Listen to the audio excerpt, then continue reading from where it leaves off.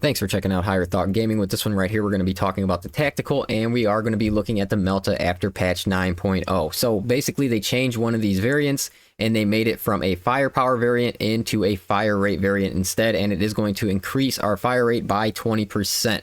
So we're going to go in with some gameplay, kind of show you how this performs, and if it's something you want to tie to the class yourself. I think it performs the best in siege mode, but it will work in operations as long as you are switching off to your secondary and mixing in your melee as well. So overall, you're going to start with 24 ammo, and you will get 7 ammo every 30 seconds from Emperor's Vengeance in the build setup that we have right here. So overall, the gun will fire 30% faster because we will have 10% fire rate on the actual Melta specs as well. So we're going to get into the class build, the Melta, and our secondary and melee options.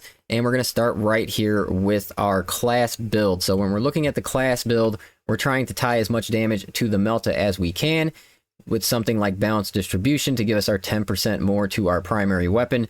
Relentless Pursuit. It does work well with the fire rate version. You can get a lot more shots off in 5 seconds now.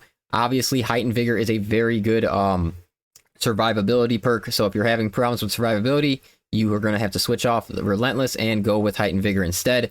We do have Emperor's Vengeance here to give us our ammunition. As I said, it's going to be 7 every 30 seconds, and just make sure you're using as much as you can, which you basically have no choice. You're going to kill so many majors.